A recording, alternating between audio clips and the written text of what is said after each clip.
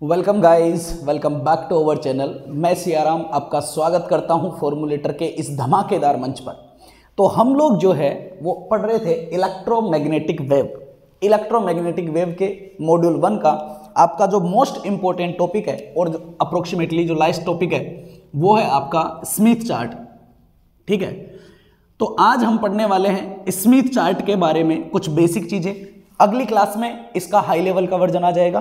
तो Smith chart से अब तक जब हम जितना भी जो पढ़ चुके हैं ट्रांसमिशन लाइन के बारे में, उन सब को वापस से पढ़ने वाले हैं। किसकी हेल्प के द्वारा? स्मिथ चार्ट की हेल्प के द्वारा।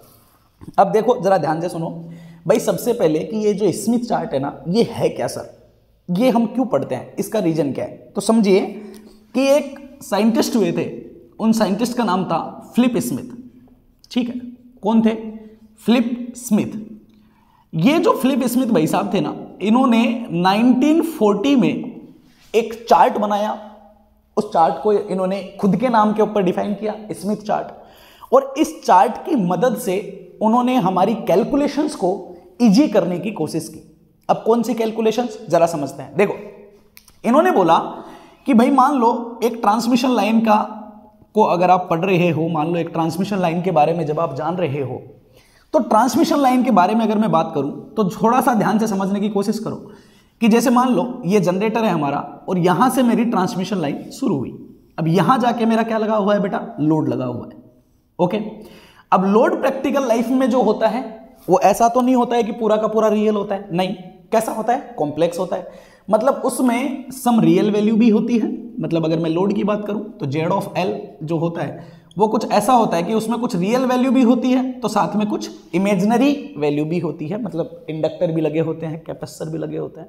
जैसे नॉर्मल एक पंखे को देखा जाए तो पंखे में कोयल भी होती है, उसका रेजिस्टेंस भी होता है। तो मतलब रेजिस्टेंस भी है, इंडक्टेंस भी है। मतलब इट्स ए कॉम्प्लेक्स फॉर्म। ठीक है ना। अब अगर मान लो यहां पे मेरा लोड है और मैं कैलकुलेशन करना चाह रहा हूं इस पॉइंट पे, यहां से किसी पर्टिकुलर डिस्टेंस पे कैलकुलेशन करना चाहता हूं, वोल्टेज, करंट, उन सब चीजों को। तो जब हम लोगों ने जब फर्स्ट क्लास ली थी, मैंने याद करो, जब मैंने वोल्टेज का फ्लो आप लोगों ने पढ़ा था, जब करंट का फ्लो पढ़ा था, तो हमने देखा था कि लंबी लंबी सी इक्वेशन सारी थी, वोल्टेज की भी करंट की भी, है ना। कि किसी भी पर्टिकुलर पोजीशन पे अगर मुझे देखना है तो वोल्टेज की भी लंबी इक्वेशन बनी थी, करंट की भी लंबी इक्वेशन बनी थी कि नहीं बनी थी? मतलब उनमें वैल्यूज डालना, फिर उसको कैलकुलेट करना, तो इट्स ए मैथमेटिकल कॉम्प्लेक्सिटी। बहुत लंबा चौड़ा हो जाता है, मैथमेटिकल बिहेवियर हो जाता है। सही बात है। फिर उनको हमने धीरे धीरे आगे जाके सिंपल करने की कोशिश की। तो हम लोगों ने एक कंपोनेंट के बारे में पढ़ा जिसके बारे में हम लोगों ने बोला रिफ्लेक्शन कोफिशिएंट। ठीक है ना। इस रिफ्लेक्शन कोफिशिएंट को हम लोगों ने पहले कैलकुलेट किया, फिर इसको कैलकुलेट करके इसके आधार पे हम लोगों ने सारी कैलकुलेशन की। जैसे मान लो ये इंपेडेंस है, ठीक है ना। तो ये इंपेडेंस अगर मैं यहां से देखूं तो मुझे कितना दिखाई देगा, अगर मैं यहां से देखूं तो मुझे कितना दिखाई देगा। सही है। मान लो एक छोटा सा एग्जांपल लेते हैं कि अगर इसी कैलकुलेशन का, मान लो इसका कैरेक्टरिस्टिक इंपेडेंस जेड नोड है, ये जेड ऑफ एल है, अगर मैं इसको यहां से देखूंगा, ठीक है ना, तो ये एक फॉर्मूला मैंने आप लोगों को डेवलप कराया था, याद करो, जेड ऑफ इनपुट का कराया था ना। तो अगर एक फॉर्मूला, एक नॉर्मल फॉर्मूला अगर मैं लिखूं तो इनपुट इंपेडेंस का फॉर्मूला कुछ इस तरीके का था, Z of L plus Z not ten of gamma L divide by Z zero plus Z L ten of gamma L, कुछ ऐसा ही था ना। सही है। अब देखो, अगर यहां के इंपेडेंस को अगर यहां देखना है, ट्रांसमिशन लाइन की लंबाई डालनी पड़ेगी, गामा की वैल्यू डालनी पड़ेगी, जेड नोट डालना पड़ेगा, जेड एल डालना पड़ेगा, पूरे को मैथमेटिकली क्या करना पड़ेगा? कैलकुलेट करना पड़ेगा एक नॉर्मल इंपेडेंस को निकालने के लिए। सही बात है। तो सर अगर नॉर्मल के लिए ही इतना करना पड़ रहा है तो फिर रिफ्लेक्शन कोफिशिएंट के लिए अलग कैलकुलेशन हो जाएगी। सही बात है। और अगर पैरामीटर बात करूं तो स्टैंडिंग वेव रेशियो, मान low voltage standing wave ratio निकालना है तो फिर कैलकुलेशन करनी पड़ेगी। सही बात है। फिर मान लो हम लोग, और हम क्या चाहते हैं? हम ये चाहते हैं कि हमारी transmission line better to better हो, अच्छी से अच्छी पाई जाए। ओके, तो उसके लिए हम लोगों ने इसके पहले की जो क्लास में हम लोगों ने पढ़ा था, that is your power transfer in transmission line, पढ़ा था ना। तो वहां पे हम लोगों ने क्या देखा था कि सर कुछ पावर यहां से आती है, कुछ यहां से वापस रिफ्लेक्ट हो जाती है, कुछ आगे जाके क्या हो जाती है? ट्रांसमिट हो जाती है। हम क्या चाहते थे? हम ये चाहते थे कि मैक्सिमम से मैक्सिमम पावर जो होनी चाहिए वो कहां पहुंचनी चाहिए? सब लोड के पास पहुंचनी चाहिए, है ना। तो उसके लिए जो परफेक्ट, जो सबसे बेस्ट कंडीशन बनी थी वो क्या बनी थी? वो ये बनी थी कि अगर सर मेरा रिफ्लेक्शन कोफिशिएंट अगर 0 हो जाए तो पूरी की पूरी इनकमिंग पावर जो होती है वो आपकी ट्रांसमिट पावर के बराबर हो जाती है। मतलब आपका रिफ्लेक्शन क्या हो जाता है, 0 हो जाता है। सही बात है कि नहीं है? ऐसा ही था। अब इस कंडीशन को अचीव करने के लिए, इस कंडीशन को, भाई मैं ये चाहता हूं प्रैक्टिकल लाइफ में, अगर मैं ये चाहूंगा तो मैं चाहता हूं रिफ्लेक्शन कोफिशिएंट 0 रहे। मान लो इस ट्रांसमिशन लाइन के लिए अगर मैं रिफ्लेक्शन कोफिशिएंट लिखूं तो वो कुछ ऐसा ही था ना, z of l minus z0 divide by z of l plus z0, ऐसा ही था। तो ये 0 बनाने के लिए ये दोनों क्वांटिटी एक दूसरे के बराबर होनी चाहिए। It means z of l must be equal to z of 0। अब देखो आप ये बोल रहे होंगे सर ये सब चीजें तो हमको आती है, पहले पढ़ चुके हैं। तो बेटा जो पहले पढ़ चुके हैं ना उसी को एक अलग वे में हमको पढ़ना है, एक सिंप्लीफाइड वर्जन में पढ़ना है, उसी को स्मिथ चार्ट बोलेंगे। जो पहले पढ़ चुके हैं वही आएगा सारा का सारा, बट इन एक ग्राफिकल वे। ठीक है, तो थोड़ा समझने की कोशिश करो। अब देखो इसको हम क्या बोलते हैं, इंपीडेंस मैचिंग। क्या बोलते हैं? Impedance matching. अब भाई प्रैक्टिकल लाइफ में ये तो होता नहीं कि ये इंपीडेंस इसके बराबर हो, नहीं होता। सही बात है। तो हमें क्या करना पड़ता है, इसको बनाना पड़ता है, इंपीडेंस को मैच करना पड़ता है। तो उसके लिए हम यहाँ इंडक्टर लगाएंगे, कैपेसिटर लगाएंगे। अब कितना इंडक्टर लगाऊं, कितना कैपेसिटर लगाऊं, उसके लिए लंबी चौड़ी कैलकुलेशन करनी पड़ेगी। भाई कैलकुलेटेड फॉर्मूलों के हिसाब से चलोगे तो बताओ कितनी लंबी चौड़ी कैलकुलेशन होगी, होगी कि नहीं होगी? तो ये क्या होती है, सारी जो कैलकुलेशन है, पहली चीज तो ये होती है कॉम्प्लेक्स। दूसरी चीज ये है कि बहुत लंबी चौड़ी होती है सर, बहुत टाइम लेती है, बहुत टाइम टेकिंग है।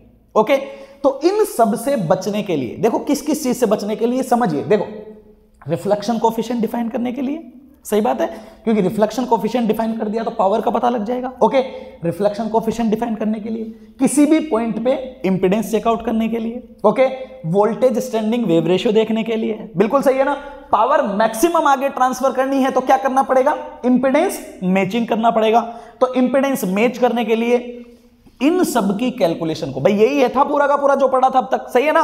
तो इन सब को एक सिंप्लीफाइड वर्जन में करने के लिए मिस्टर स्मिथ ने बोला कि आपको कैलकुलेशन करने की कोई जरूरत नहीं है, मैं आपको एक चार्ट बना के दे रहा हूं। इस चार्ट को, इस ग्राफ, एक ग्राफिकल वे है, पूरा एक चार्ट है, इस चार्ट को आप यूज करो और यूज करके आप विदाउट कैलकुलेशन करके डायरेक्ट रिजल्ट प्राप्त कर लो। आप रिफ्लेक्शन कोफिशिएंट को 0 कर सकते हो, ये निकाल सकते हो, ये निकाल सकते हो, ये निकाल सकते हो, ओके, और इंपीडेंस मैचिंग भी कर सकते हो। तो बताओ क्या ये ग्राफ जो है वो बहुत ज्यादा यूजफुल हुआ कि नहीं हुआ, है कि नहीं है? बिल्कुल सही है।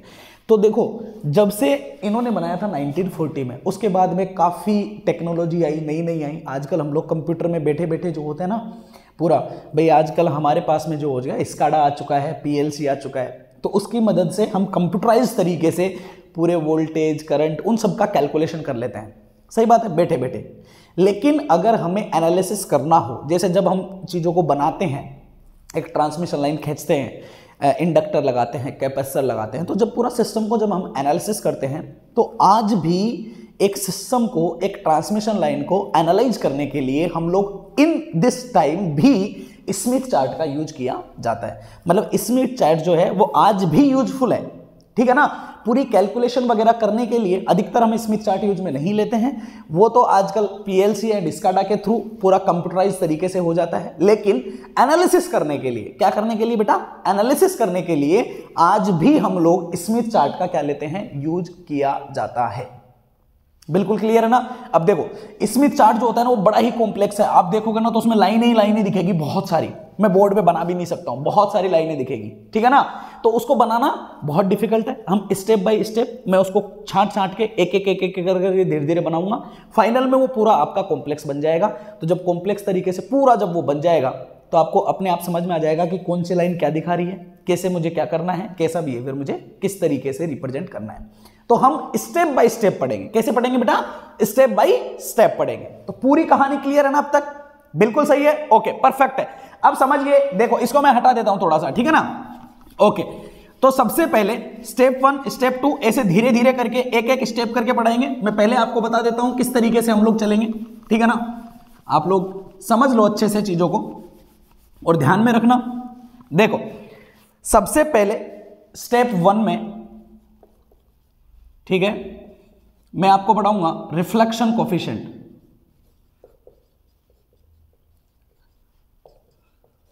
सबसे पहले हम पढ़ेंगे किसके बारे में, रिफ्लेक्शन कोफिशिएंट के बारे में पढ़ेंगे, ठीक है।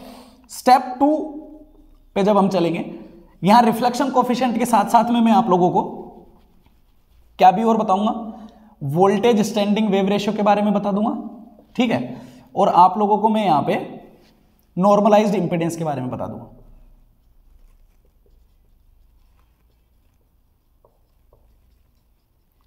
ठीक है, तो 3 चीजें हम स्टेप 1 में पढ़ लेंगे। फिर उसके बाद में पढ़ेंगे हम स्टेप 2, ठीक है, वहां पे हम पढ़ेंगे, ठीक है, कांस्टेंट रेजिस्टेंस सर्कल, ओके। फिर हम पढ़ेंगे स्टेप 3, वहां पे हम पढ़ेंगे कांस्टेंट रिएक्टेंस, एक्स से लिख दो डायरेक्ट रिएक्टेंस, आप पूरा लिख लेना, constant reactance circle, constant resistance, constant reactance, voltage standing wave ratio. जब आप यहां तक पढ़ोगे तो आपके माइंड में काफी सारी चीजें क्लियर हो जाएगी यहां तक पढ़ने के बाद में, ठीक है, ओके। फिर हम लोग पढ़ेंगे स्टेप 4 में, वहां पे हम लोग पढ़ेंगे इंपेडेंस मैचिंग, ठीक है। अब ये जो इंपेडेंस मैचिंग वाला जो बिहेवियर आएगा, इस इंपेडेंस मैचिंग के कई सारे पार्ट बनेंगे, जैसे इसमें सीरीज इंडक्टर एंड कैपेसिटर, ठीक है, उसके बाद में parallel inductor and capacitor, okay, उसके बाद में ट्रांसमिशन लाइन लेंथ के हिसाब से, ठीक है, उसके बाद में स्टब के हिसाब से, ओके, ये ऐसे करके कई सारी चीजें। तो यहां से जब आप यहां तक पहुंचेंगे तब आपको काफी अच्छे तरीके से स्मिथ चार्ट समझ में आने लग जाएगा। इंपेडेंस मैचिंग स्मिथ चार्ट का सबसे खतरनाक यूज या सबसे बेस्ट यूज जो किया जाता है वो किसके लिए किया जाता है, इंपेडेंस मैचिंग के लिए किया जाता है। क्योंकि बेटा सबसे बड़ी प्रॉब्लम ही हमारी ये है, अगर हम इंपेडेंस मैच कर दें एक ट्रांसमिशन लाइन में तो रिफ्लेक्टेड पावर आएगी ही नहीं, पूरा का पूरा ट्रांसमिट होगा। अब इससे अच्छी कोई बात हो सकती है, नहीं हो सकती है, सही है ना। तो हमारा फाइनल वर्जन यही होगा। इसको भी मैं तोड़ तोड़ के बताऊंगा एकदम बारीक बारीक से, छोटे छोटे टुकड़ों में।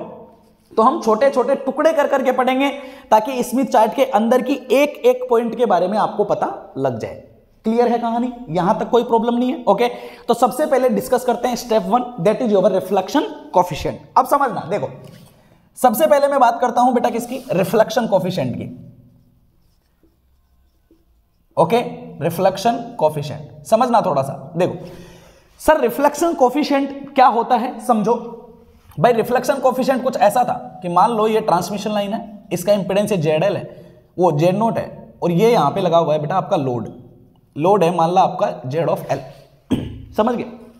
अब Z of L कुछ भी हो सकता है, ये Z0 है। अगर मैं रिफ्लेक्शन कोफिशिएंट को डिसाइड करूं क्या होता है, ये होता है Z of L minus Z of 0 divide by Z of L plus Z of 0। अब ध्यान से समझना बेटा, Z of L जो होता है ना, ये सब कॉम्प्लेक्स नंबर होता है, मतलब R plus J of X, ऐसा ही होता है। ये कॉम्प्लेक्स नंबर है, कौन से फॉर्म में है, रेक्टेंगुलर फॉर्म में है। अगर मैं इसको पोलर फॉर्म में लिखूं तो इस Z of L का कुछ ना कुछ मैग्नीट्यूड आ जाएगा और e की power iota of theta of L, मतलब इसका कुछ एंगल होगा, मतलब इसका मैग्नीट्यूड भी होगा, इसका क्या होगा, एंगल भी होगा। अब जब आप एक चीज को थोड़ा सा समझिए, देखो अगर यहां पे आपने R प्लस JX रखा, यहां पे कोई वैल्यू रखी, ये जो होता है ये आपका कैसा होता है, प्योरली रेजिस्टिव, याद है ना, 50 ओम, 100 ओम, 477 ओम, समझ गए। तो कैरेक्टरिस्टिक इंपेडेंस हमेशा प्योरली रेजिस्टिव होता है, ये लाइन मैंने आपको हाईलाइट करके लिखवाई हुई है, ये प्योरली रेजिस्टिव है, लेकिन ये तो कॉम्प्लेक्स हो सकता है, क्लियर है।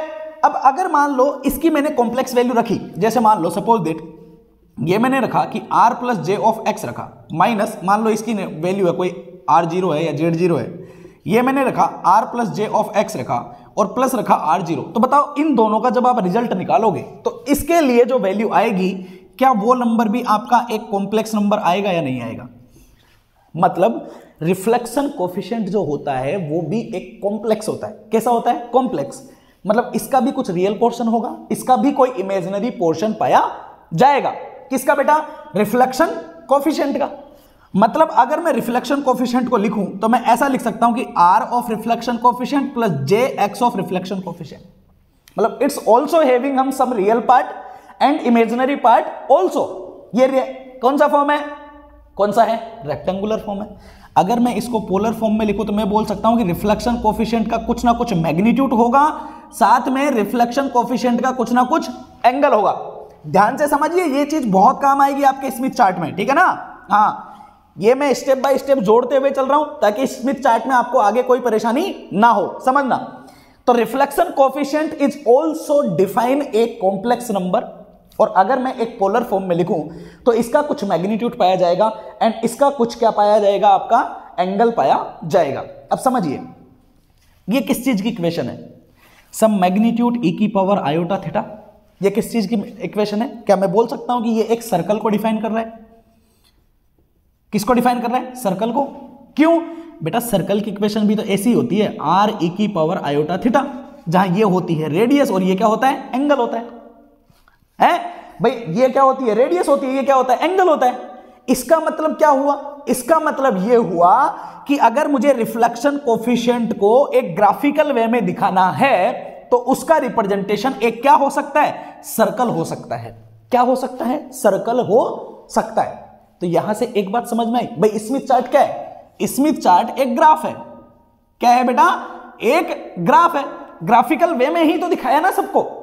तो अगर मुझे रिफ्लेक्शन कोफिशिएंट देखना है तो रिफ्लेक्शन कोफिशिएंट इन एक ग्राफिकल वे में कैसा बनेगा, एक सर्कल बनेगा। कैसा बनेगा, एक सर्कल बनेगा। अब देखो जरा ध्यान से समझिए, अब सर्कल बनेगा तो भाई कैसा होना चाहिए, देखो ये स्टेप आप लिख लिए ना सारे भाई, नोट्स ना प्रॉपर तरीके से बनाना।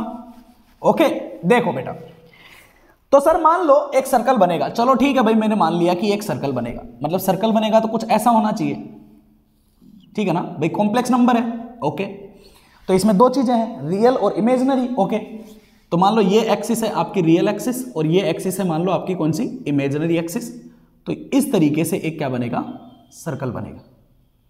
ये किसका रिप्रेजेंटेशन है, रिफ्लेक्शन कोफिशिएंट का। अब ध्यान से समझिए, रिफ्लेक्शन कोफिशिएंट होता है ये वाली वैल्यू, ऊपर वाली वैल्यू छोटी है देखो ZL माइनस Z0, नीचे वाली वैल्यू बड़ी है ZL प्लस Z0, क्योंकि Z0 तो हमेशा पॉजिटिव ही रहना है because it's a purely resistive. सही बात है, मींस रिफ्लेक्शन कोफिशिएंट जो होता है, अगर मैं इसकी बात करूं तो ये पहले भी लिखवाया हुआ है कि रिफ्लेक्शन कोफिशिएंट की value always lie between 0 and 1। मतलब सर रिफ्लेक्शन कोफिशिएंट का कोई सा भी लोड लगाओ, कुछ भी हो, रिफ्लेक्शन कोफिशिएंट की मिनिमम वैल्यू हो सकती है 0 और मैक्सिमम वैल्यू हो सकती है 1। मतलब इसके मैग्नीट्यूड की बात कर रहा हूं मैं, समझ गया कि इसका मैग्नीट्यूड मिनिमम 0 हो सकता है और मैक्सिमम 1 हो सकता है। मतलब रिफ्लेक्शन कोफिशिएंट का जो सर्कल बनेगा, इस सर्कल का अगर मैग्नीट्यूड की मैं बात करूं तो इसका जो रेडियस हो सकता है वो मैक्सिमम कितना हो सकता है, वो मैक्सिमम कितना हो सकता है, 1 हो सकता है। मान लो इस पॉइंट को अगर आप डिफाइन करो तो इसको आप बोल सकते हो 1,0। इस पॉइंट को अगर आप डिफाइन करो तो आप बोल सकते हो 0, आयोटा। सही है ना, ये इमेजिनरी है तो 0,1 बोल दो। इसको अगर आप डिफाइन करो तो इसको आप बोलोगे 0,-1। इसको अगर आप डिफाइन करो तो इसको बोलोगे -1,0। यहां तक क्लियर है ना। अब मान लो बेटा रिफ्लेक्शन कोफिशिएंट की वैल्यू 1 कब होती है, रिफ्लेक्शन कोफिशिएंट की वैल्यू 1 कब होती है, बताओ 1 कब होगी। सर 1 तब हो सकती है, 1 तब हो सकती है जब मान लो Z ऑफ L की वैल्यू इंफिनिटी हो जाए। अगर Z ऑफ L की वैल्यू इंफिनिटी हुई या Z ऑफ L की वैल्यू 0 हुई तो -1 मिलेगा या 1 मिलेगा। मतलब मैग्नीट्यूड तो हमेशा कितना मिलेगा, 1 मिलेगा। तो वो तो दो ही केस होते हैं सर। अगर मान लो भाई Z ऑफ L अगर मान लो 0 हो गया तो इसका मतलब केस हो गया शॉर्ट सर्किट, और Z ऑफ L मान लो इंफिनिटी हो गया तो केस हो गया कौन सा, ओपन सर्किट। तो इन दोनों केसों में आपका रिफ्लेक्शन कोफिशिएंट का मैग्नीट्यूड आपको 1 मिलेगा। अगर मान लो शॉर्ट सर्किट भी नहीं है, ओपन सर्किट भी नहीं है, मान लो कोई लोड लगा हुआ है, प्रेजेंट में अगर कोई लोड लगा हुआ है, मान लो Z ऑफ L प्रेजेंट है, तो इसका मैग्नीट्यूड हमेशा 1 से कम ही रहेगा कि नहीं रहेगा। सही बात है, बिल्कुल सही है। मतलब मैं बोल सकता हूं कि रिफ्लेक्शन कोफिशिएंट की जो वैल्यू है ना वो इनसाइड दिस रीजन रहेगी, कोई भी वैल्यू हो सकती है, ठीक है ना। लेकिन जो भी वैल्यू रहेगी वो इस सर्कल के अंदर अंदर रहेगी, बाहर नहीं रह सकती, क्योंकि मैक्सिमम मैग्नीट्यूड इसका 1 से ज्यादा कभी भी पॉसिबल नहीं है। अगर कोई लोड लगा हुआ है तो वैल्यू ये हो सकती है रिफ्लेक्शन कोफिशिएंट की, ये हो सकती है, 0 हो सकती है, इतनी हो सकती है, इतनी हो सकती है, समझ गए। बट इनसाइड दिस सर्कल होगी, इस सर्कल के बाहर में कोई भी वैल्यू नहीं पाई जाएगी। परफेक्ट है कि नहीं है। ओके, अब एक बात और समझिए, अगर मान लो ये सर्कल है तो आप जानते हो कि सर्कल की रेडियस हमेशा सेम होती है, चेंज नहीं होती है। मतलब अगर आप ये वाला पॉइंट है तो भी रेडियस 1 है, ये है तो भी मैग्नीट्यूड 1 है, ये है तो भी मैग्नीट्यूड 1 है, ये है तो भी मैग्नीट्यूड 1 है। मतलब इस सर्कल के ईच एंड एवरी पॉइंट पे रिफ्लेक्शन कोफिशिएंट का जो मैग्नीट्यूड है वो कैसा पाया जाता है? कांस्टेंट पाया जाता है। ध्यान से समझना चीजों को, कैसा रहेगा? कांस्टेंट रहेगा। लेकिन अगर यहां मैं बात करूं तो यहां रिफ्लेक्शन कोफिशिएंट की जो वैल्यू है वो एग्जैक्टली 1 है, मैग्नीट्यूड भी 1 है, वैल्यू भी 1 है। सही है। अगर मान लो मैं यहां बात करूं तो यहां रिफ्लेक्शन कोफिशिएंट की वैल्यू, मैग्नीट्यूड तो 1 है, सही है, लेकिन वैल्यू जो है वो आपकी कुछ ये वैल्यू रहेगी, कुछ ये रहेगी, मतलब कुछ रियल कुछ इमेजिनरी, और दोनों वैल्यू 1 से कम रहेगी। बट मैग्नीट्यूड 1 रहेगा, लेकिन वैल्यू कैसी रहेगी? कॉम्प्लेक्स वैल्यू रहेगी। समझ गए बेटा? तो एक सर्कल पे पूरे पे घूमने पे मैग्नीट्यूड रिफ्लेक्शन कोफिशिएंट का कभी भी चेंज नहीं होता है, बिल्कुल सही है। बट जो वैल्यू होती है वो सम रियल प्लस इमेजिनरी पाई जाती है, that is my reflection coefficient. क्या इसमें किसी को कोई कंफ्यूजन है क्या? नहीं है ना? ओके। अब कुछ अलग से चीजें पढ़े। ओके, समझते हुए चलना ध्यान से। देखो, मान लो मैं कुछ केस ले लेता हूं, ठीक है ना? केस नंबर 1, और थोड़ा इसको डिटेल में पढ़ लेते हैं। केस नंबर 1, मान लो मैंने बोला कि एक सिस्टम है, उसका रिफ्लेक्शन कोफिशिएंट है मान लो 0.5। जस्ट एन एग्जांपल, एक सिस्टम है जिसका रिफ्लेक्शन कोफिशिएंट है मान लो कितना? 0.5। ओके, कोई भी एक ट्रांसमिशन लाइन है, मान लो उस ट्रांसमिशन लाइन का कैरेक्टरिस्टिक इंपीडेंस है, कुछ भी वैल्यू ले लेता हूं मैं, मान लो मैंने ले लिया कितना है? 100 है। कितनी है? 100 है। परफेक्ट है। ओके, तो मैंने बोला कि अगर इसका रिफ्लेक्शन कोफिशिएंट 0.5 है, इसका इंपीडेंस की वैल्यू मान लो 100 है, तो मैं ये पूछना चाहता हूं कि Z ऑफ L कितना रहा होगा, मतलब लोड का इंपीडेंस कितना रहा होगा। भाई कितना लोड लग रहा होगा जब जाके रिफ्लेक्शन कोफिशिएंट 0.5 मिल रहा होगा? सोचो।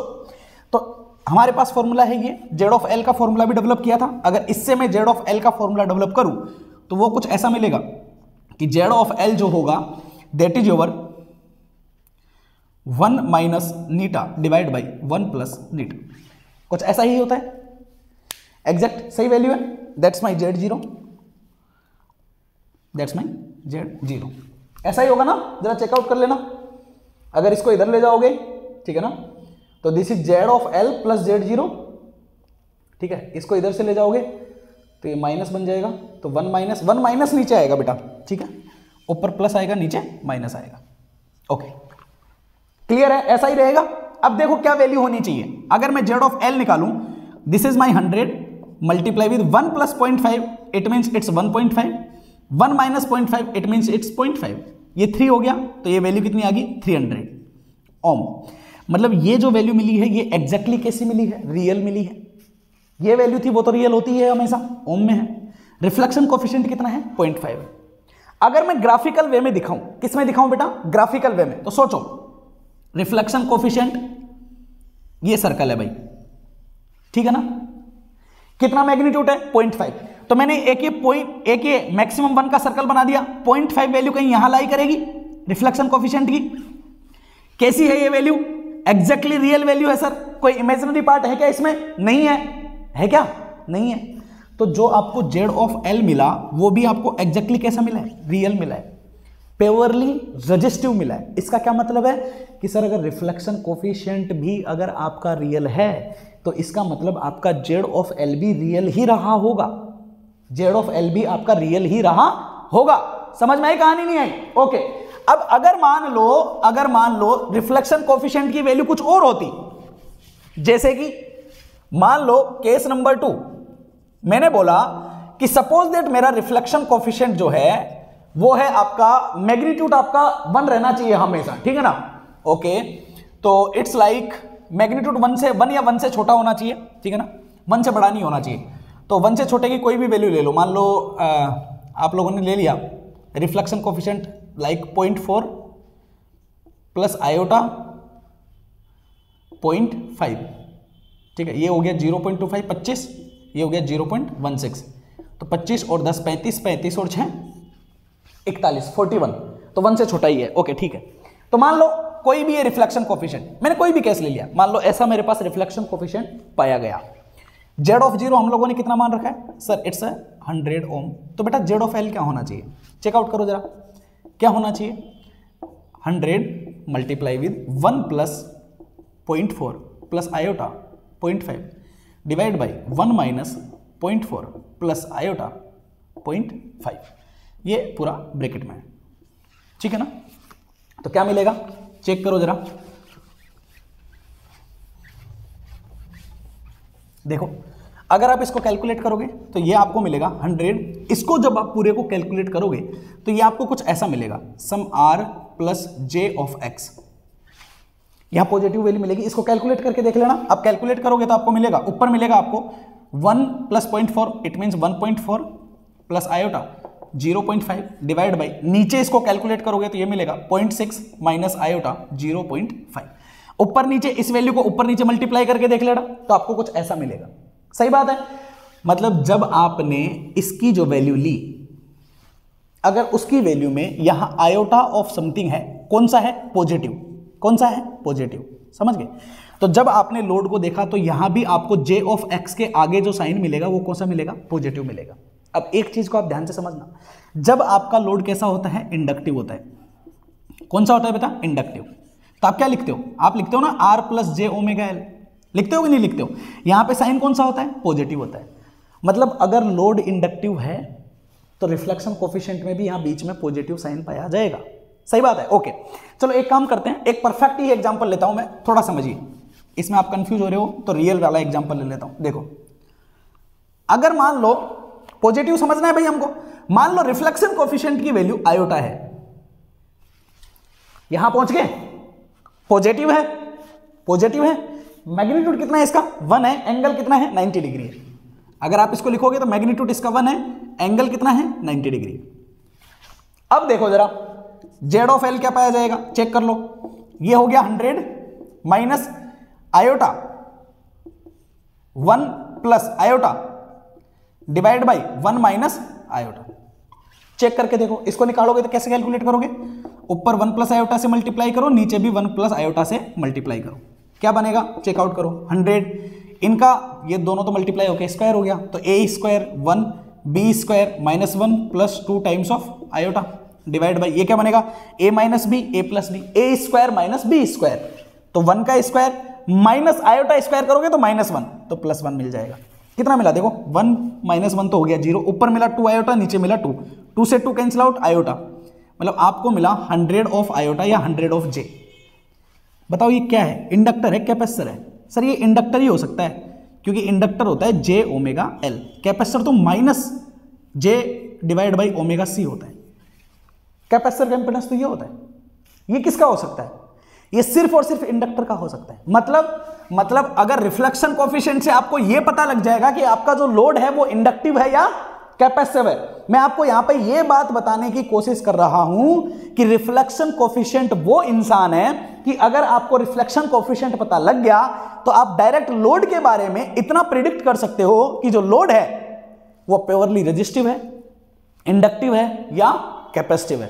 क्योंकि अगर रिफ्लेक्शन कोफिशिएंट प्योर हुआ तो प्योरली रेजिस्टिव आएगा, रिफ्लेक्शन कोफिशिएंट अगर इंडक्टिव हुआ तो प्योरली इंडक्टिव आएगा, और अगर रिफ्लेक्शन कोफिशिएंट की वैल्यू आप माइनस ऑफ आयोटा ले लेते तो जेड ऑफ एल आपको माइनस ऑफ 100 जे मिल जाता। इसका मतलब ये प्योरली कैसा हो जाता, कैपेसिटिव हो जाता। ये कैसा है, प्योरली इंडक्टिव है। आई थिंक आई होप ये आपको समझ में आया होगा टाइप ऑफ बिहेवियर और रिफ्लेक्शन कोफिशिएंट का बिहेवियर। क्या ये कहानी पूरी आप लोगों को समझ में आई है, पूरी क्लियर है कि नहीं है? सही बात है, बिल्कुल है। नोट करना, 3 केस बना के तीनों लिखना, प्रॉपर तरीके से नोट्स बनाना पूरे, ठीक है ना, कंफ्यूज नहीं होना चाहिए। अब देखो तो यहां से हम लोगों को क्या क्या बातें जो है वो याद में रखनी है, क्या क्या चीजें हैं जो दिमाग में रखनी है हमेशा और कंफ्यूज नहीं होना है, क्या क्या रखनी है देखो। तो रिफ्लेक्शन कोफिशिएंट से आपको 2 बातें ध्यान में रखनी है। पॉइंट नंबर 1, पहला क्या पॉइंट रखना है कि रिफ्लेक्शन कोफिशिएंट या नीटा can be a complex number. नीटा क्या होता है, एक कॉम्प्लेक्स नंबर होता है। It represent a circle. Okay, next point, the magnitude, इसी में लिख लेना, द मैग्नीट्यूड ऑफ द नीटा for a transmission line does not change. समझ गए भाई? अगर मान लो एक जगह पे मैग्नीट्यूड इतना है, दूसरी जगह पे जाओगे तो इतना हो जाएगा, फिर यहां पहुंच जाओगे, फिर यहां पहुंच जाओगे, फिर यहां पहुंच जाओगे, फिर यहां पहुंच जाओगे, मतलब पूरे सर्कल पे घूमने पे नीटा का मैग्नीट्यूड चेंज नहीं होगा। वैल्यू चेंज हो सकती है, यहां रियल है, यहां कॉम्प्लेक्स हो जाएगी, यहां अलग हो जाएगी, यहां अलग हो जाएगी, यहां अलग हो जाएगी। समझ में आ गया? पर एक बार नीटा की वैल्यू मिल गई तो वो फिर पूरे सर्कल के ऊपर घूमेगी। मैं ये नहीं कह रहा सिर्फ वन ही रह सकती है ना, सर्कल इसके अंदर भी हो सकता है, ऐसा भी हो सकता है। सही है? मान लो 0.5 है नीटा की वैल्यू, यहां है, तो फिर वो इस सर्कल पे घूमेगा। समझ गए? अब कैसे घूमता है वो आपको आगे समझ में आ जाएगा। अभी सिर्फ इतना दिमाग लगा के रखना। क्या दिमाग लगा के रखोगे? कि एक ट्रांसमिशन लाइन के लिए अगर एक बार नीटा की वैल्यू निकाल ली तो वो नीटा की वैल्यू ट्रांसमिशन लाइन की लंबाई पे आगे पीछे मूव करने पे चेंज नहीं होगी, मैग्नीट्यूड हमेशा फिक्स रहेगा। वैल्यू कैसे मूव करेगी? मान लो पहले यहां है, फिर नीटा यहां पहुंच जाएगा, फिर यहां पहुंच जाएगा, फिर यहां पहुंच जाएगा, फिर यहां पहुंच जाएगा, फिर यहां पहुंच जाएगा, इसके ऊपर सर्कल पे मूव करेगा। मान लो नीटा की वैल्यू इतनी है तो यहां रहेगा, फिर यहां चले जाएगा, फिर यहां चले जाएगा, फिर यहां चले जाएगा, फिर यहां चले जाएगा, फिर यहां चले जाएगा। समझ गए? ऐसे मूव करती रहेगी। कहानी समझ में आई या नहीं आई? ये स्मिथ चार्ट का एक पोर्शन है, स्मिथ चार्ट के अंदर ये पाया जाएगा। समझ में आई कहानी? ये स्मिथ चार्ट को डिफाइन करेगा। तो ये क्लियर है? दो चीजें अब देखो, transmission line does not change. Next thing, the magnitude of Neeta does not depend on the length of the transmission line. Length of the transmission line, इस पॉइंट को डबल स्टार कर लेना और ऐसे करके लिख लेना कि ये हमें आगे समझ में आएगा, लेकिन पॉइंट यहां लिख लेना, ठीक है ना? आगे जाके ये डेफिनेटली पूरा क्लियर हो जाएगा। ठीक है? ओके, ये समझ लो, ये एक स्मिथ चार्ट का पोर्शन है। अब समझना ध्यान से, देखो अगर नीटा की वैल्यू 1 पाई गई, अगर नीटा की वैल्यू 1 पाई गई तो ये बड़ा वाला सर्कल, बाहर वाला सर्कल एग्जिस्ट करेगा। सही है ना? तो फॉर नीटा इक्वल्स टू 1 के लिए रिफ्लेक्शन कोफिशिएंट मैक्सिमम होगा। सारी की सारी पावर क्या हो जाएगी? रिफ्लेक्ट हो जाएगी। सही बात है? तो ये हो गया आउटर सर्कल। सपोज दैट, सोचो माइंड में सोचो कि अगर मान लो ये एक स्मिथ चार्ट है। सही बात है? स्मिथ चार्ट में सर्कल ही सर्कल पाए जाएंगे। बिल्कुल। तो स्मिथ चार्ट का जो सबसे बाहर वाला सर्कल होता है, जो आउटर सर्कल होता है, उसके लिए नीटा की वैल्यू 1 होती है। इसका मतलब वहां से टोटल पावर रिफ्लेक्टेड पाई जाती है। नीटा की वैल्यू 1 होती है ना, सारे सर्कल इसके अंदर ही पाए जाएंगे, 1 से बाहर तो नहीं हो सकता कोई। नीटा की वैल्यू 1 से ज्यादा तो नहीं हो सकती। सही बात है? ओके, तो one more important point Smith chart के लिए क्या होगा? The outer circle, the outer circle जिसको आप बोलोगे नीटा का मैग्नीट्यूड जहां पे कितना है? 1 है। Define the all power reflected और the behaviour of open circuit and short circuit the load. कहानी क्लियर है भाई? नीटा की वैल्यू 2 केस में हो सकती है, ओपन सर्किट में और शॉर्ट सर्किट में। नीटा की वैल्यू 1 तभी पाई जाएगी ना बेटा? बिल्कुल परफेक्ट है। देखो ये स्मिथ चार्ट में आएगा, ऐसे कैसे? समझ गए? तो स्मिथ चार्ट का द आउटर सर्कल जो होता है वो, उसके लिए नीटा की वैल्यू 1 पाई जाती है और उसका रिफ्लेक्शन जो होता है वो मैक्सिमम होता है, मतलब पूरी की पूरी पावर रिफ्लेक्ट हो जाती है, कोई भी पावर ट्रांसमिट नहीं होती है। दूसरी चीज, अगर मैं इसके सेंटर की बात करूं तो सेंटर पे रिफ्लेक्शन कोफिशिएंट कितना है? इसके सेंटर पे रिफ्लेक्शन कोफिशिएंट कितना है? 0 है। समझ गए? तो रिफ्लेक्शन कोफिशिएंट 0 होने का क्या मतलब है? कि सर कोई भी पावर रिफ्लेक्ट नहीं हो रही है, पूरी की पूरी पावर क्या हो रही है? ट्रांसमिट हो रही है। समझ में आ गया? बिल्कुल। तो सपोज दैट अगर ये आपका स्मिथ चार्ट है तो आप क्या बोलोगे? ओके, फॉर द सेंटर, क्या बोलोगे? For the centre of the, मान लो ये स्मिथ चार्ट है तो for the centre of the Smith chart, for the centre of the Smith chart the reflected power, the reflected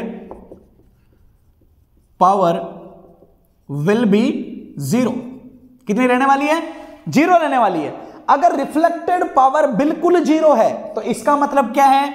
कि रिफ्लेक्शन कोफिशिएंट शुड बी 0। और ये कब हो सकता है? रिफ्लेक्शन कोएफिशिएंट 0 कब होता है? जब परफेक्ट इंपीडेंस मैचिंग पाया जाए। क्लियर है ना? तो दिस केस एप्लीकेबल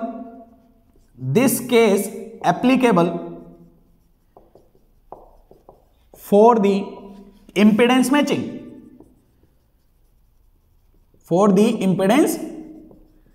मैचिंग, अब यहां से एक बात समझ में आई कि जब लास्ट में जाके हम इंपीडेंस मैचिंग पढ़ेंगे तो उसके लिए हम कोशिश करेंगे कि स्मिथ चार्ट के सेंटर पे पहुंचा जाए, क्योंकि अगर स्मिथ चार्ट के सेंटर पे हम पहुंच गए तो सेंटर पे रिफ्लेक्शन कोएफिशिएंट 0 होता है, और अगर वो 0 हुआ तो रिफ्लेक्शन कोएफिशिएंट 0 हो जाएगा, तो कोई भी पावर रिफ्लेक्टेड नहीं होगी, पूरी की पूरी पावर क्या हो जाएगी? ट्रांसमिट हो जाएगी। ट्रांसमिट हो जाएगी। अब स्मिथ चार्ट के कितने पॉइंट यहां से समझना है? पहला पॉइंट ध्यान से समझिए, फिर से रिकवर कर रहा हूं मैं। देखो, रिफ्लेक्शन कोएफिशिएंट कॉम्प्लेक्स हो सकता है। रिफ्लेक्शन कोएफिशिएंट प्योरली अगर आपका कैसा हुआ? रियल हुआ, तो लोड भी रियल रहेगा। अगर ये इमेजिनरी रहा तो लोड भी इमेजिनरी रहेगा। ठीक है ना? रिफ्लेक्शन कोएफिशिएंट इंडक्टिव हुआ तो लोड भी इंडक्टिव होगा। अगर ये कैपेसिटिव हुआ तो लोड भी कैपेसिटिव पाया जाएगा। परफेक्ट है? तो रिफ्लेक्शन कोएफिशिएंट ने पहला पॉइंट हम लोगों को ये समझाया। दूसरा पॉइंट, अगर किसी ट्रांसमिशन लाइन के लिए मान लो कोई एक फिक्स लोड आपने लगा दिया, कैरेक्टरिस्टिक इंपीडेंस लगा हुआ है, सही बात है, तो आपको रिफ्लेक्शन कोएफिशिएंट मिल गया। अब उसका मैग्नीट्यूड हमेशा 1 से कम रहेगा, ये बात सही है, बिल्कुल सही है ना? अब हम ट्रांसमिशन लाइन पे आगे पीछे क्या कर रहे हैं? खिसक रहे हैं। लंबाई बार बार क्या हो रही है? बदल रही है। तो लंबाई बदलने से रिफ्लेक्शन कोएफिशिएंट का मैग्नीट्यूड नहीं बदलेगा। अगर लंबाई बार बार चेंज होगी तो मान लो पहले हम यहां थे तो फिर यहां पहुंच जाएंगे, फिर यहां पहुंच जाएंगे, फिर यहां पहुंच जाएंगे, फिर यहां हो जाएंगे, मतलब सर्कल के ऊपर घूमते रहेंगे, लेकिन मैग्नीट्यूड कभी भी चेंज नहीं होता है। बात समझ में आई या नहीं आई? क्लियर हुआ? ओके, तो क्या लिखेंगे कि the magnitude of the reflection coefficient does not depend on the length of the transmission line. ये आगे आपको और समझ में आ जाएगा। ठीक है ना? और आगे चीजें, आउटर बॉक्स के लिए, जो आउटर सर्कल होता है, जो सबसे बाहर होता है, उसके लिए रिफ्लेक्शन कोएफिशिएंट की वैल्यू 1 होती है। इसका मतलब कि उस सर्कल ये डिफाइन कर रहा है कि अगर आप वहां पहुंच गए तो वहां से सारी पावर जो होगी वो पूरी की पूरी रिफ्लेक्ट हो जाएगी, ट्रांसमिट पावर 0 रहेगी। समझ में आ गया? मतलब वो 2 केस में पाया जा सकता है, शॉर्ट सर्किट में और ओपन सर्किट में। तो ये चीजें मैंने आप लोगों को यहां पे लिखवा दी है। और नई चीज क्या है कि जो सेंटर होता है, इस सेंटर पे आपका रिफ्लेक्शन कोएफिशिएंट 0 होता है।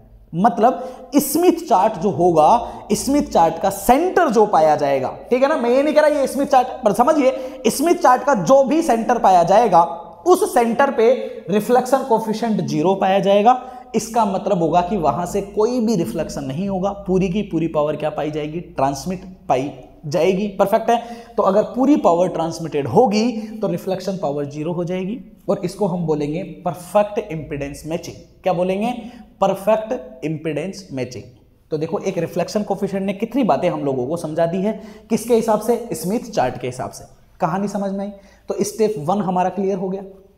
बिल्कुल सही है, परफेक्ट है। ओके, आगे चलते हैं। ये कहानी क्लियर हुई है ना सबके? ओके, देखो बड़ी सिंपल चीजें हैं, बस आप लोगों को चीजें समझ में आनी चाहिए। एक बार इन चीजों को हम लोग थोड़ा समझ लेंगे तो ग्राफिकल वे में फिर हम लोग डायरेक्ट अप्लाई कर पाएंगे। ठीक है? ओके, देखो आगे चलूं? ठीक है। तो भाई रिफ्लेक्शन कोएफिशिएंट के बाद में मैंने बोला था स्टेप 1 में हम लोग 3 चीजें पढ़ेंगे। पहले पढ़ेंगे रिफ्लेक्शन कोएफिशिएंट, परफेक्ट है। दूसरा हम पढ़ेंगे voltage standing wave ratio, voltage standing wave ratio.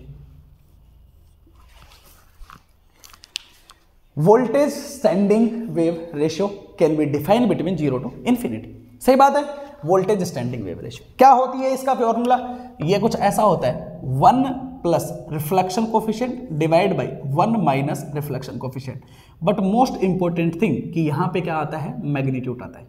क्या आता है? मैग्नीट्यूड आता है।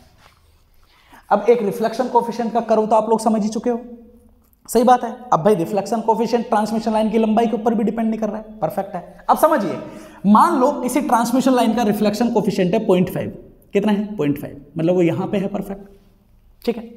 अब आप ट्रांसमिशन लाइन पे 10 किलोमीटर चले, 10 किलोमीटर चलने के बाद में जब आपने रिफ्लेक्शन कोएफिशिएंट देखा, सही है, तो मान लो पहले आपका रिफ्लेक्शन कोएफिशिएंट इतना था, अब आपका रिफ्लेक्शन कोएफिशिएंट इतना हो चुका है। भाई ट्रांसमिशन लाइन पे चलने पे रिफ्लेक्शन कोएफिशिएंट का मैग्नीट्यूड तो चेंज होता नहीं है। क्या चेंज हो सकता है कि जो परफेक्टली रियल था वो आगे जाके क्या बन जाएगा? कॉम्प्लेक्स बन जाएगा, परफेक्ट है। तो मान लो आप ट्रांसमिशन लाइन पे चले, तो यहां से चलना शुरू किया, यहां से लेके आप चले यहां पे, तो रिफ्लेक्शन कोएफिशिएंट पहले यहां इंडिकेट कर रहा था, अब यहां इंडिकेट करेगा।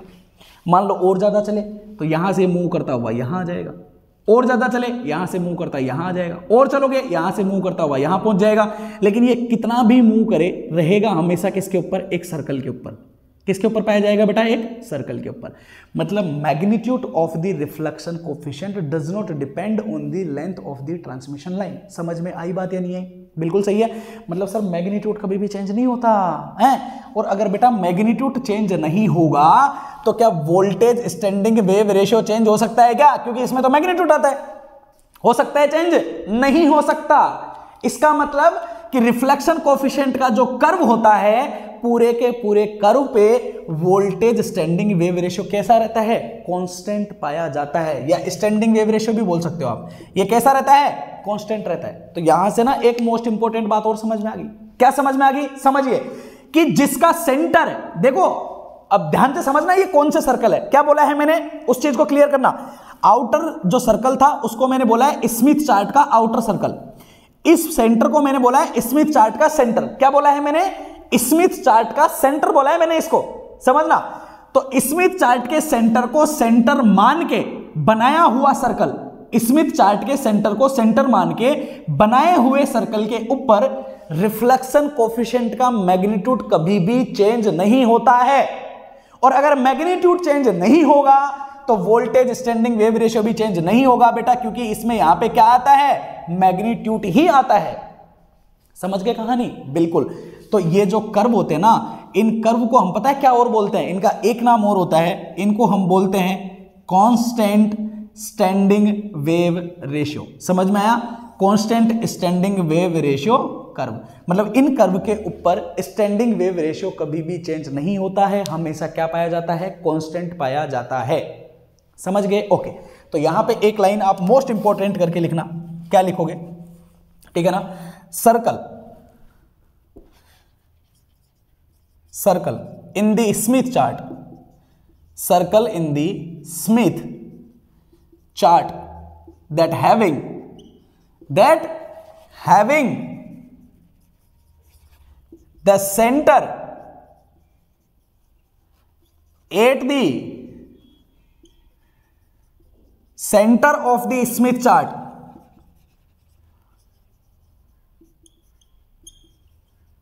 ठीक है ना? वो सर्कल जिसका सेंटर वो होता है जो स्मिथ चार्ट का भी सेंटर है, ठीक है ना? तो स्मिथ चार्ट के सेंटर को सेंटर मान के बनाया हुआ सर्कल जो होता है centre of the Smith chart is called, क्या कहा जाता है उसको? क्या कहा जाता है? Constant standing wave ratio curve, यह सर्कल, ठीक है ना? because it's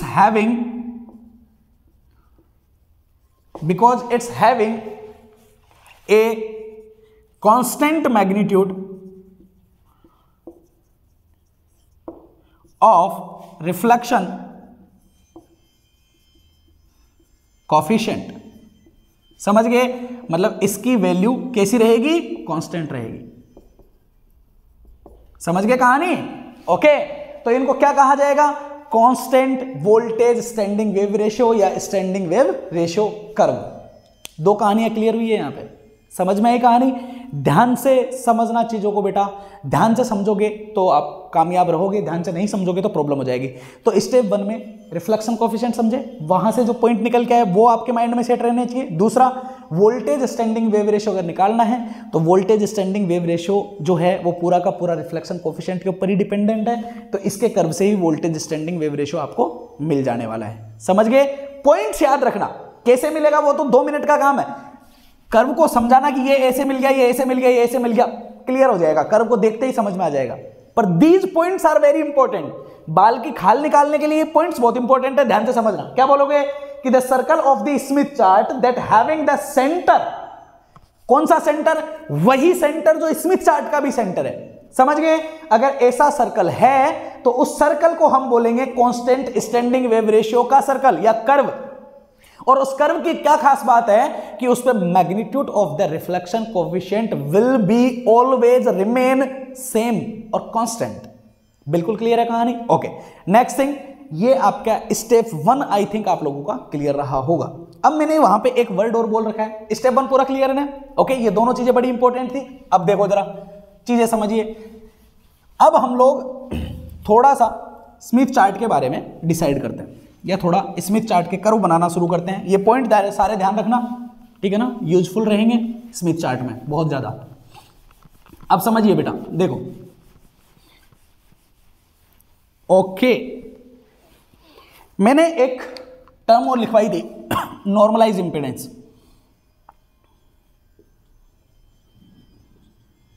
क्या लिखाया था? Normalise impedance. देखो ये नॉर्मलाइज इंपेडेंस क्या होता है और स्मिथ चार्ट में हम इसका यूज क्यों लेते हैं, उसका एक छोटा सा रीजन है। क्या रीजन है? देखो सपोज दैट ये एक ट्रांसमिशन लाइन है, ठीक है ना, ये हो गया जेड ऑफ नोड, और ये एक मान लो हो गया आपका क्या, लोड है, ठीक है, जेड ऑफ एल। अब ये तो आप जानते ही हो बेटा कि ये कुछ ऐसा होता है आर प्लस जे एक्स, है ना। अब लोड जो है ना प्रैक्टिकल लाइफ में वो बहुत बड़ा होता है। जैसे मान लो आपका पूरा का पूरा पटना शहर है ना, या 2-4 शहर उस पर और कनेक्टेड है, ठीक है। तो ये जो आर की वैल्यू है, ये एक्स की वैल्यू है, ये काफ़ी हाई हो सकती है। मान लो जैसे आर की वैल्यू है मान लो 120 ओम है, ठीक है, एक्स की वैल्यू है मान लो आपकी 320 ओम है ना, कुछ भी ऐसी कोई रेंडम वैल्यू हो सकती है।